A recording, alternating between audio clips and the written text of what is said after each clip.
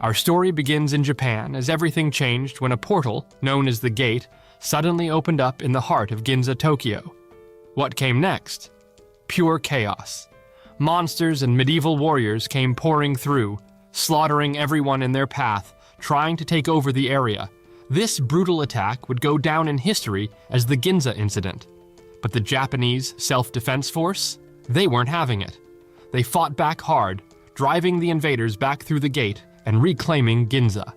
Now, with the massacre still fresh in everyone's minds, the JSDF gets a new mission: head through the gate, establish some sort of diplomacy with whoever's on the other side, and track down those responsible for the bloodshed. Leading the charge is First Lieutenant Yuji Itami, a 33-year-old pathetic shut-in otaku who just happened to be at the scene when the attack went down. And for someone like him, exploring a fantasy world full of dragons, magic, and chaos is pretty much living the dream. Yuji Itami, the protagonist, is living a day that promises to be nothing out of the ordinary. A self-proclaimed otaku, Itami is on his way to attend a doujinshi convention, a major event for enthusiasts of fan-made manga and merchandise. Despite his position as a member of the JSDF, Japanese Self-Defense Forces, Itami's biggest concern at the moment is getting to the convention early enough to pick up exclusive, limited edition items. His laid-back, carefree demeanor paints him as someone more concerned with his hobby than his military career. As Itami heads toward the convention, Tokyo's bustling Ginza district is alive with activity. Tourists, shoppers, and everyday citizens are going about their daily business, unaware that their lives are about to change forever. Itami is distracted by his phone and bumps into a pillar like an oblivious idiot. He is able to get up after some help from a fellow otaku, and he proceeds to his convention. Without warning, a massive, ancient-looking gate suddenly appears in the middle of Ginza.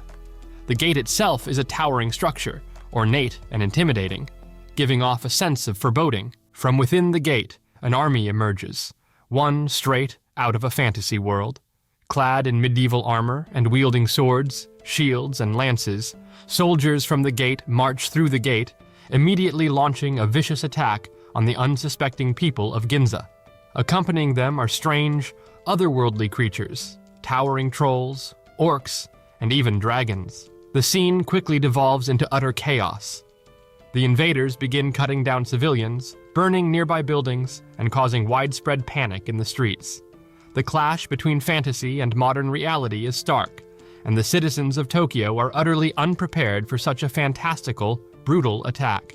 In the midst of the chaos, Itami's otaku dreams are put on hold. Despite his casual approach to life, his military training and sense of responsibility appears to kick in. While many flee in terror, Itami stays behind, attempting to help civilians escape to safety. He takes charge, guiding people away from the danger zones and coordinating with the local authorities. He even stops one of the invaders from harming a man and ends up unaliving him without even skipping a beat. His calm under pressure and tactical thinking allow him to minimize casualties by working with the police on the ground, though he is clearly frustrated that his relaxing day has been ruined by the invasion. The situation quickly escalates, and the Japanese police, though brave, are powerless to stop the invaders. Their pathetic and outdated traditional methods of crowd control are no match for armored knights and rampaging monsters. Just as it seems the invaders will overrun the area, the JSDF arrives. Helicopters, tanks, and armed soldiers flood into Ginza, responding to the emergency with swift precision. The contrast between the modern JSDF and the invading medieval army is stark. The invaders, armed with swords and riding on horseback, are completely unprepared for modern warfare. The JSDF opens with a gift, or resounding bullets, gunfire from automatic weapons, artillery from tanks, and aerial support from helicopters quickly overwhelm the invaders. The dragons, which initially seemed like unstoppable juggernauts, are no match for the advanced technology. Rockets and bullets tear through the creatures, and the imperial soldiers, accustomed to swords and spears, are cut down by machine gun fire. Within minutes, the battle is over. Hundreds of invaders are killed or captured, while the survivors retreat back through the gate, leaving behind a scene of carnage and destruction. The remaining evacuated civilians all stand and watch. Itami goes to meet a little girl and tells her he'll help her find her parents. The aftermath of the battle leaves Tokyo shaken. The streets of Ginza are littered with the bodies of both civilians and invaders, and the damage to the area is extensive. Many buildings have been burned, and the sudden invasion leaves the Japanese government scrambling to make sense of what happened. Civilians, including those who were caught in the battle, are traumatized, unsure of how to process the fact that a literal army from another world just invaded their city. In the confusion that follows, Itami's actions do not go unnoticed. Though he downplays his own involvement, the authorities recognize his quick thinking and bravery in helping to evacuate civilians and coordinate the response. As a result, he is promoted to first lieutenant, though Itami himself seems less than enthusiastic about the promotion. As he is eating with his friend, he even mentions that his real passion is his hobby, stating that he only works to support his lifestyle as an otaku, and that if he were to pick between work and his hobbies, he would pick work. Meanwhile, the Japanese government, facing pressure both domestically and internationally, must decide how to respond to the gate. The sudden appearance of a portal to another world raises countless questions. Who are the invaders? Why did they attack? And, most importantly, what lies on the other side of the gate? Recognizing the potential threat this other world poses, the government decides to take action. Rather than waiting for another attack, the JSDF is tasked with launching an expedition into the gate itself. The goal is twofold: first, to establish diplomatic contact with the rulers of the special region, and second, to show military force in order to prevent further invasions. The government also sees this as an opportunity to expand Japan's influence by exploring and potentially exploiting the resources of the other world. 3 months later, a memorial is held, and Itami, despite his reluctance, is assigned to the JSDF's reconnaissance team that will be among the first to cross into the gate. His superior officers see his calm demeanor and ability to handle stressful situations as an asset, even though Itami himself views the mission as a major inconvenience. His attitude is in stark contrast to the seriousness of the situation, but this blend of comedy and drama adds depth to his character.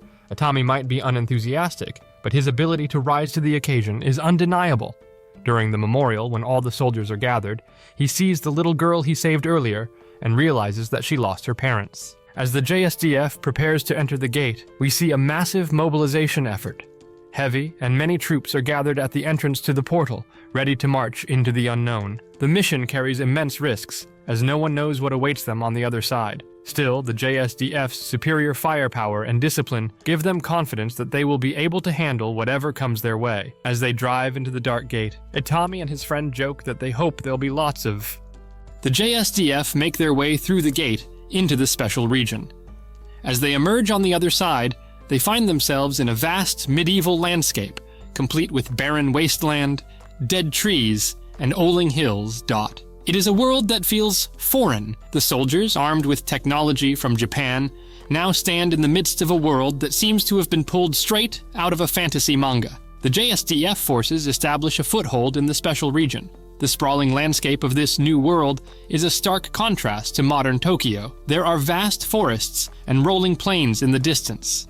For now, the JSDF sets up a base camp just beyond the gate, not far from the imperial forces they had previously crushed under their foot like disturbing bugs.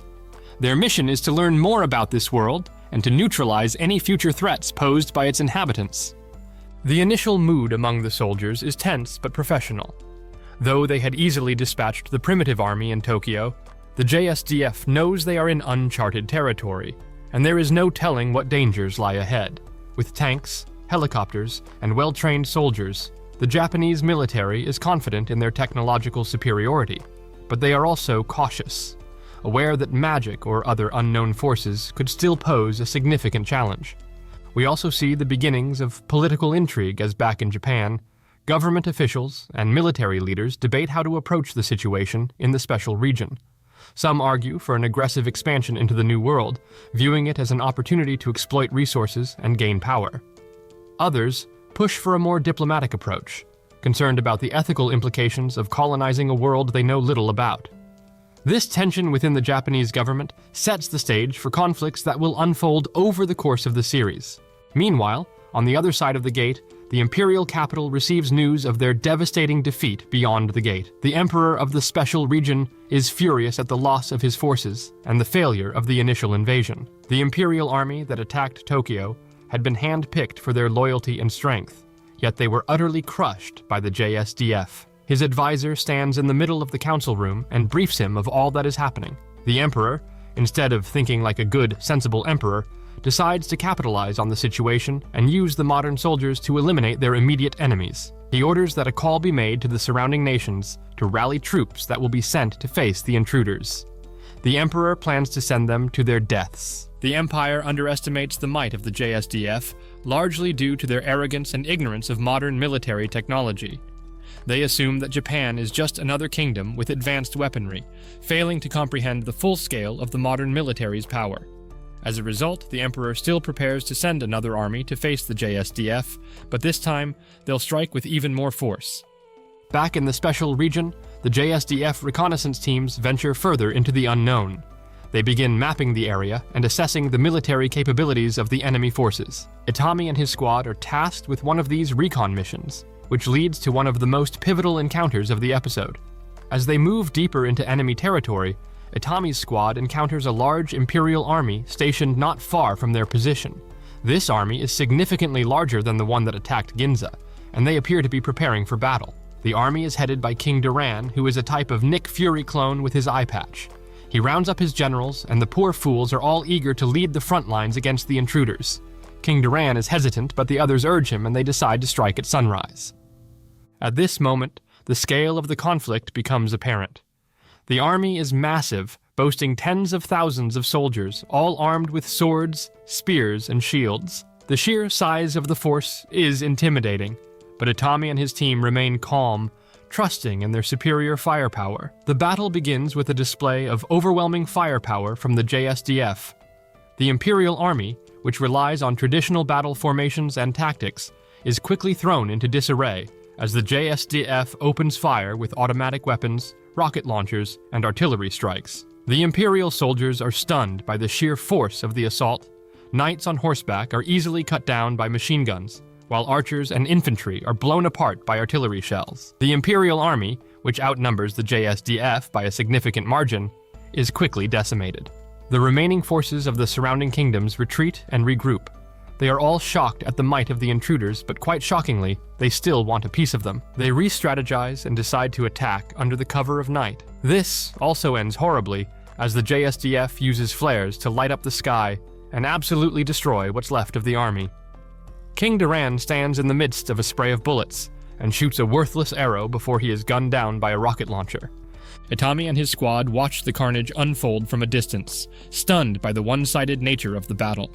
What was supposed to be a massive engagement ends in a massacre, with the Imperial forces suffering catastrophic losses. The scene is both exhilarating and horrifying, as the JSDF demonstrates the sheer lethality of modern technology against a medieval army. Despite the carnage, Itami remains composed, though his subordinates express mixed feelings about the overwhelming victory. Some are proud of the military's power, while others feel a sense of pity for the enemy soldiers who, despite their bravery, had no chance against the JSDF's superior firepower. Over at the Emperor's palace, he is given a report that the other kingdoms have been destroyed, and the news brings the scheming fool great joy. Just as he is planning his next move, his daughter, Princess Pina, walks in and suggests that they get some reconnaissance on the intruders, to which her father agrees after roasting the uselessness of her squad. Over in the United States, the president is talking with his advisors on how to address the problem. They too want to send troops, but are wary of the unknown. So they decide to let Japan take the first steps and be the guinea pigs. The JSDF, having suffered no casualties, advances further into the special region, securing the area around the gate. The victory cements their position in this new world, but it also raises questions about what comes next. The Japanese government's decision to use overwhelming force against a primitive army may have been necessary for self-defense, but it leaves them wondering how they can establish peaceful relations with a world they have already crushed militarily. Itami reflects on the events that have transpired. Though he is a soldier, he is also an otaku who loves fantasy worlds. The irony of his situation is not lost on him. He has entered a world straight out of his favorite games and novels, yet he is here as part of an invading force, bringing modern warfare into a medieval setting. Itami's complex feelings about the mission hint at the internal conflict he will face throughout the whole thing. After the whole first conflict, Itami reports that he wants to go home, but unfortunately for him, there is a reconnaissance team being put together, and he is to be their head. He complains about this, but he doesn't have a choice. He goes out to meet the members, and one of the females notices that he is somewhat gloomy. Itami's squad comes across a forest that is being ravaged by a fire dragon. They are surprised that a dragon would act so erratically and burn up a forest just for nothing. They decide to suspend their plan of making camp and proceed to investigate. They arrive at the scene and find burnt bodies everywhere. Itami is told that hundreds of people were unalived. He sits by the well and drinks some water while contemplating the new. He then gets up to fetch some water from the well when he realizes that there was a thud sound. He looks in the well and discovers that there's a female inside. Itami goes in the well and carries the girl out, realizing she's a blonde elf. They take her to the base and treat her, and his friend is happy they finally found a hot elf. As the females in the squad tend to the elf, they rip off her clothes, but sadly the guys aren't allowed to see. They then go to a village they had previously contacted and tell them about the elf and ask if they can take her in. The village head rejects the request by saying they don't take in elves, and he announces that because of the rampage of the fire dragon they have to evacuate. Old Wizard Kato and his assistant are busy packing due to the threat of the fire dragon. The old man is a lewd degenerate who jokes about getting his assistant's curvy sister. His assistant blasts him away with a gust of magic, to which the wizard scolds her by telling her that magic is sacred. They pack up their wagon, and he hypocritically uses magic to make the cart lighter since he packed too much. As they leave, they see the modern soldiers and are surprised because their language and attire are new to them.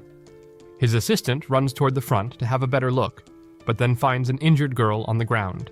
As his assistant is analyzing the girl, a horse is about to send her to heaven, and she is saved by the bullets of one of the soldiers. Later that night, some bandits plot to overthrow a town lord but are surprised by the presence of Rory the Reaper, who comes in with her lowly dress and oversized Reaper axe. Realizing who they're up against, the bandits flee for their worthless lives, but Rory, who seems to enjoy it when her prey runs, jumps within their midst and chops them up into delicious pieces. Elf Girl is wrapped up, as the soldiers help the villagers escape, and Itami and his bestie talk about the situation. Rory runs into them and is told by little kids that the modern soldiers are good guys. She wants to enter the vehicle and ends up sitting on Itami's lap, much to his friend's dismay.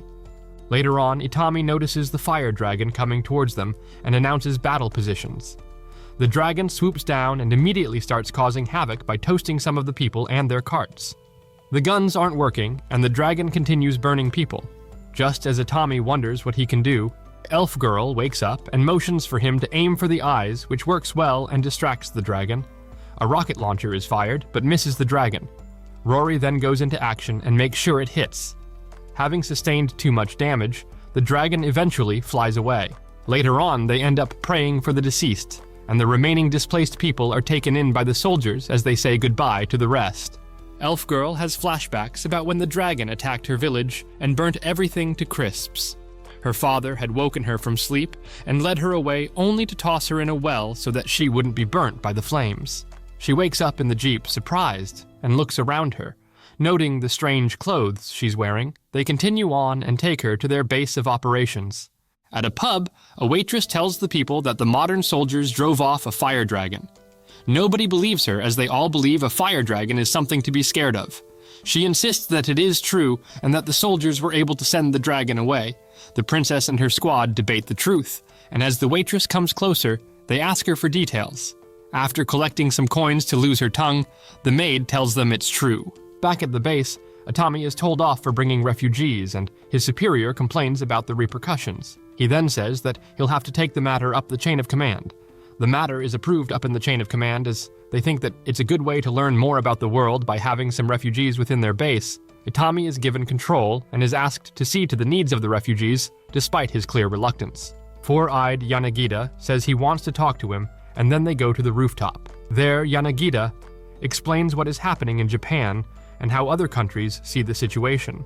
He tells him that he'll be given lots of responsibility and that he should handle it well. Meanwhile, the refugees are being shown different kinds of things from Japan, and the mage's assistant is taking keen interest. The next morning, refugees introduce themselves, and then new houses are being constructed for them. The mage observes for a while before declaring that he's going to sleep.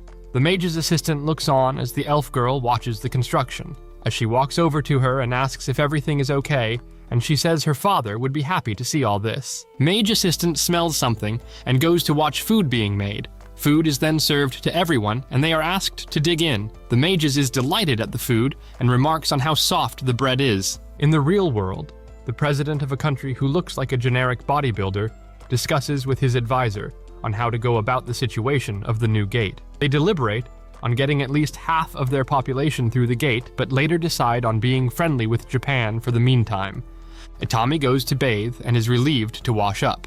Over at another bath, the girls discuss Itami, and the elf girl shows interest in her knight and shining armor Dot. They ask her about how she's holding up because she lost her entire family and she says she doesn't know how to feel. The mage's assistant explains to them some of the things she had learned, like how the soldiers were from a place called Japan and that there are several other countries beyond the gate. Rory is impressed at how quickly she picked up the language.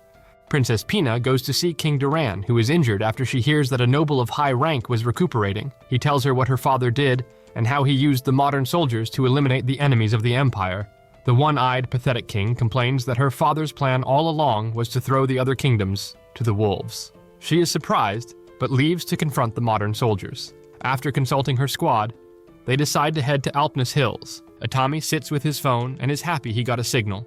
He goes on about it until he's dragged back to the real world with a solid kick to his balls and told about how the elf Tuka is acting strange by requesting 2 things. They explain that when she asks for clothing and food, she always requests 2 portions, as if she's holding it for someone. Itami suggests that maybe she has a secret boyfriend. Rory and Tuka sit at a table and discuss their new lives within the base and talk about how they'll survive and if they'll have to sell themselves. The mage's assistant shows up wearing her new favorite Halloween costume and then asks them to come with her outside the base. She leads them to a former battleground where there are several unalived bodies and creatures. She then explains to them that they won't have to sell themselves, as Itami gave them permission to take the scales of the dragons that were butchered. Tuka is elated and notes that the scales are worth a lot. Itami and his bestie are there to transport the scales and learn about the trade and commerce of the New World. They load up some of the collected scales and get in the truck to go to Italica. Over at the base, the commander and Yanagida talk about updates received and that they need to inform Itami, who has just left. Thanks for joining us on another adventure, my fellow weebs. If you enjoyed this episode of Weebtoons, make sure to smash that like button and leave a comment below and subscribe to the channel.